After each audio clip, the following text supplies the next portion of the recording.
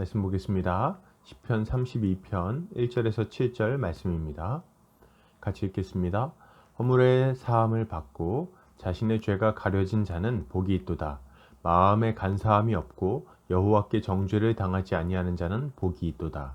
내가 입을 열지 아니할 때에 종일 신음함으로 내 뼈가 쇠하였도다. 주의 손이 주야로 나를 누르시오니 내 진액이 빠져서 여름 가뭄에 마름같이 되었나이다. 셀라. 내가 이르기를 내 허물을 여호와께 자복하리라 하고 주께 내 죄를 아뢰고 내 죄악을 숨기지 아니하였더니 곧 주께서 내 죄악을 사하셨나이다. 셀라.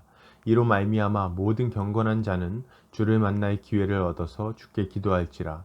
진실로 홍수가 범람할지라도 그에게 미치지 못하리이다.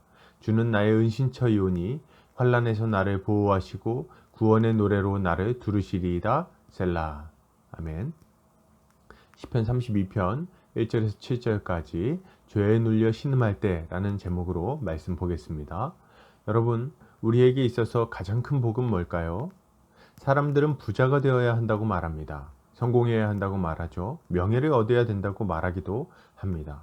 그렇다면 정말 그걸로 우리가 만족할 수 있을까요? 우리는 오늘 본문을 통해서 이런 것들에 대해 함께 살펴보도록 하겠습니다. 오늘 시편 기자는 이렇게 말합니다.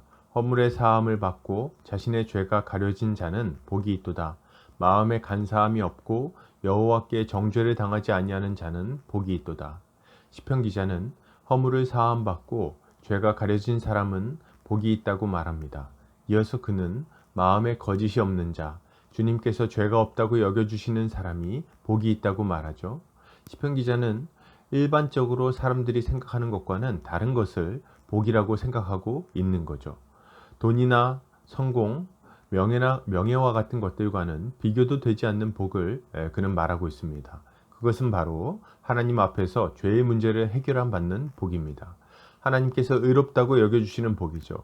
이것이야말로 사람에게 주어지는 가장 근본적이고도 중요한 복이라고 할 수 있는 것입니다. 여러분, 신자는 세상 복을 사모할 것이 아니라 허물과 죄를 사함받는 복을 사모해야 합니다. 허물을 사함받고 죄가 가려지는 것이 왜 중요할까요? 그 이유는 아담과 하와를 생각해 보면 금방 알 수 있습니다. 아담과 하와는 에덴 동산에서 하나님과 함께 거하며 모든 풍요와 기쁨을 누릴 수 있었어요. 그들은 하나님의 영광으로 옷 입고 모든 피조물 가운데 존귀히 여김을 받았습니다. 그러나 하나님이 금하신 나무의 열매를 먹음으로 하나님께 불순종했을 때 그들이 입고 있던 모든 영광은 다 벗겨지고 말았어요. 그들은 수치심을 느꼈고 숲을 사이에 숨고 말았죠. 더 이상 하나님과 동행할 수 없었으며 그가 주신 것들을 누릴 수도 없었습니다. 결국 그들은 낙원에서 비참하게 쫓겨날 수밖에 없었던 거죠. 이것이 죄의 결과입니다. 그런데 허물과 죄를 가릴 수 있다고요? 하나님께 가까이 나가지 못하게 만드는 문제가 해결된다고요? 그렇다면 그것이야말로 가장 큰 복이라고 할 수 있는 것입니다. 우리는 세상 복을 추구할 것이 아니라 하나님께서 우리에게 주시는 죄사함의 복을 추구하며 그것을 사모하는 것이 마땅할 것입니다. 계속해서 보겠습니다. 시편 기자는 이렇게 말합니다. 내가 입을 열지 아니할 때에 종일 신음함으로 내 뼈가 쇠하였도다. 주의 손이 주야로 나를 누르시오니 내 진액이 빠져서 여름 가뭄에 마름같이 되었나이다. 시편 기자는 자신이 죄를 고백하지 않았을 때 어떤 고통을 느꼈는지를 말합니다. 그는 종일 신음하며 울고 있었습니다. 하나님의 손이 그를 쥐어짜서 그의 진액이 다 말라버리는 것 같은 고통을 느끼고 있는 것입니다. 그는 하나님 앞에 입을 열지 않고 있었어요. 자신의 죄를 인정하기 싫고 자신의 의지를 꺾고 싶지도 않은 겁니다. 그는 입을 꾹 다물고 하나님과 맞서고 있었습니다. 여러분, 사람이 하나님을 이길 수 있겠습니까? 그는 하나님의 손에 눌려 고통받다가 드디어 죄를 고백합니다.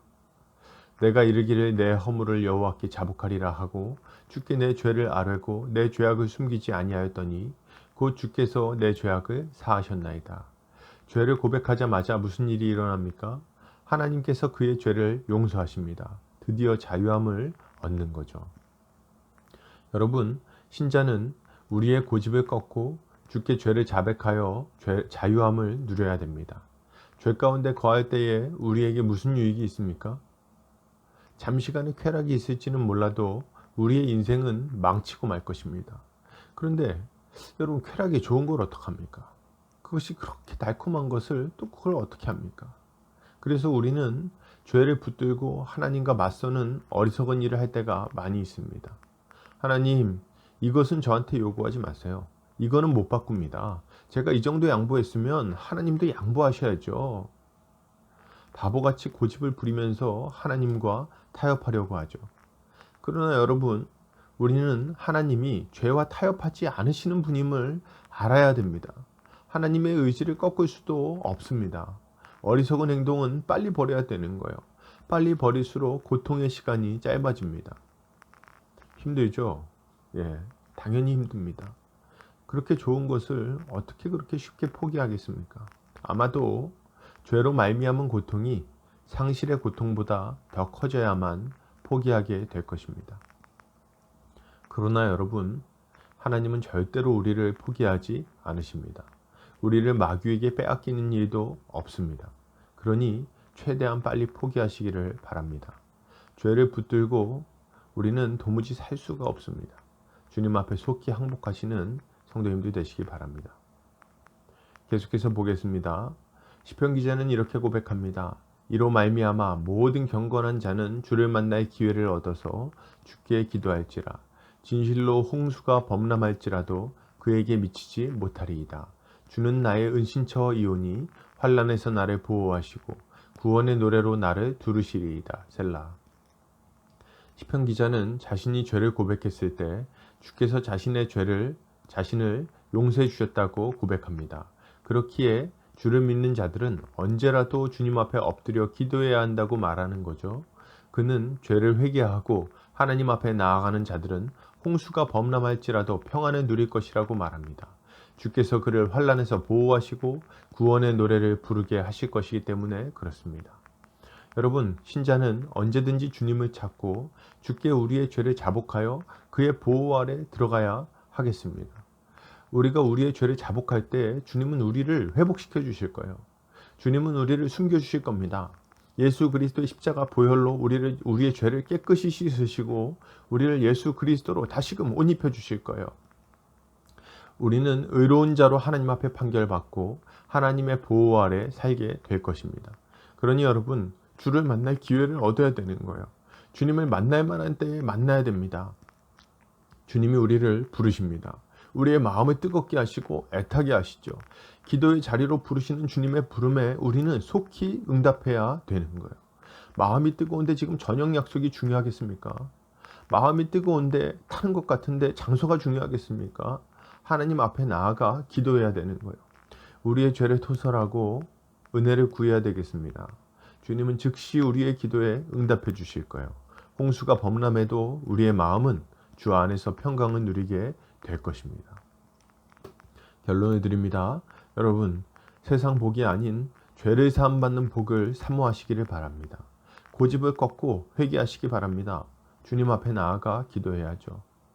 주님은 우리의 죄를 사하시고 다시금 우리를 회복시켜 주실 것입니다. 오늘 하루 죄를 사함받고 자유함을 누리는 성도님들 되시기를 주님의 이름으로 축복합니다.